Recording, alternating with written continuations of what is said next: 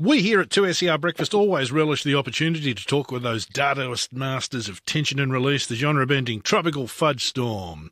Not fudge, it's a different word. They're back again to fudge your stuff up, and it would seem these cooler temperatures have provided perfect conditions for a Tropical Fudge Storm. Their new album is Fairyland Codex, and guitarist and vocalist of the Storm, Gareth Liddiard, joins us now on 2SER Breakfast. Morning, Gareth. How are you? Good. How are you going, man? I like fudge. Fudge is good. It's nice. What are the other preferences for the F word in your band's name? We just say TFS. TFS. We've gotten sick of all those too many syllables, so we just say TFS. It must be great to be back in the saddle with a brand new TFS album. Might I just say the artwork for this is thoroughly terrifying.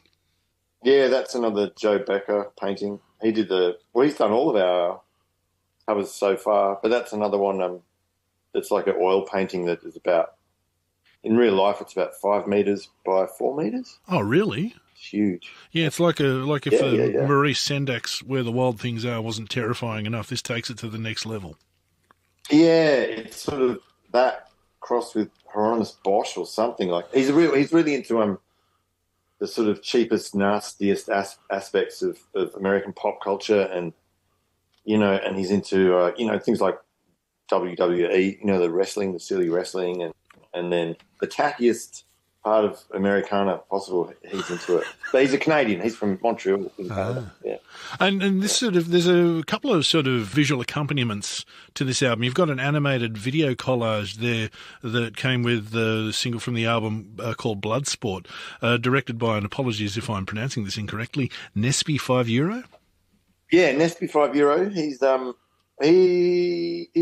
interesting guy. He's a Mexican that lives in Italy. Yeah. And he just does wild animation, and he does it so fast, it's bizarre. He's done the Bloodsport single and the Teeth Marche single and the Dunning-Kruger's Loser Cruiser single. Yeah. And his turnaround is like 48 hours. I don't know what he's doing. That's amazing. He's great. How important is that for the band to sort of have these collaborators working with you that get what you're trying to do and are able to translate that visually? I mean, it used to be like that. What is it? Video killed the radio star. Yeah. It was already going that way, but now more than ever, music is, I wouldn't say it's all about how it looks, but it's half about how it looks, you know what I mean? What does your music look like? Which sounds stupid, but that's the way, because everyone's staring at screens all day, so you got to get the aesthetics sorted out as much as you got to get the music sorted out, so which is fun, but sometimes it's just more work for us. And it's great. The band seems like a really tight-knit outfit. Yeah, we get on really good. I mean, I think it's been like 7 or 8 years we've been together, but it feels more like 10 because there was stuff like the pandemic and Fee getting sick and God knows what else. But we've learnt to coexist really well because at the beginning it was stressful, but now it's great band. We don't fight much. We just have a good time. That's really lovely. And is Fee going all right? Yeah, Fee's good. She got through the cancer. Yeah, sort of. I think she kind of finished the treatment halfway through the making of our new record, and then a few months later, the oncologist said she was she's free of cancer. So it took about wonderful. 18 or 19 months of treatment. But she's good now, and we've just been on a big tour in America. So she's been on 2 overseas tours, and she's been fine. Oh, that is the best news ever. Yeah. And the touring continues. So what is this in the foreseeable future? You got Spain, you got the UK, you've got the US, and also ice cream floats, a Modest Mouse cruise.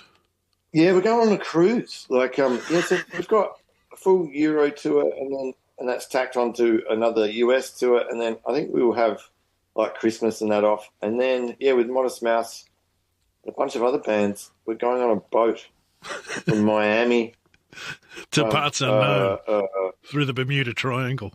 Yeah, we literally go down one of the 3 sides of the Bermuda Triangle, and which is hilarious because I saw a meme online and someone was saying, when I was a kid, I thought being an adult meant I was going to have to deal with the Bermuda Triangle much more than I actually have, and which is very true. Yeah. But now you're going to have to deal with the Bermuda Triangle right up close. So, but yeah, we've got to play 3 shows. Yeah. And that's on the way to, what's Puerto Rico? No, not Puerto Rico. I can't remember what. But an island in the Caribbean. Then we have a day off on the island, and then we turn around and go back and play another show, then wind up back in Miami. That's amazing. So it's weird. I've never been on a cruise ship. Yeah, never played on a cruise ship. But it's the sort of thing, you know, if you tell your uncle you play on a cruise ship, they go, "Oh, you're successful, are you?" You know what I mean? So that's... Yeah. Well, look at the lineup. So it's the Modest Mouse Cruise also on the bill. We've got Portugal the Man, Kurt Vile, Built to Spill, Fiddler, Mannequin Pussy, and comedian David Cross. Yeah. But, I mean, I don't know how it's going to work because we're just going to play the same gig every night for 3 nights or 4 nights. So, yeah, I'm curious to see how it works. But there is, we've seen the boat and it's got like a massive water slides galore. So that's fine by us. So there's beers and water slides. We're good. Yeah, we're happy. And no one sort of questioned whether it's a good idea to have a band called Tropical F-Word Storm on a cruise ship? Yeah, I know. It's got to be some sort of maritime superstition against that. Yeah. I'm sure that everything is going to work out fine. The new album sounds absolutely amazing with all these cruises and international tours. Is there the sort of hope that you'll be able to play some shows domestically in the near future? Yeah. We are... What are we doing? I think it's September. We're going to be doing an Australian tour. Oh, there so we go. We'll be up in Sydney with 2 shows at the Marrickville Bolo. Oh, wow. And I'm not 100%. And then maybe it's November. So probably like maybe it's November 21, 22 or something. So, yeah, we'll be there at that time. Don't quite. Maybe Google it. Okay. You're better off Googling it.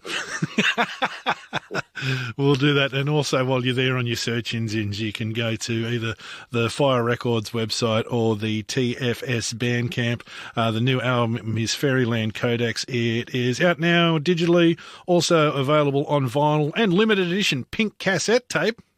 Yeah, for the Gen X's. Yeah. For the party people.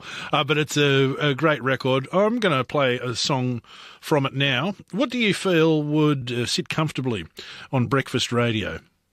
Oh, my God. Breakfast radio, so you don't want to put people to sleep. Go Irukandji Syndrome, the first song. Oh, all right then.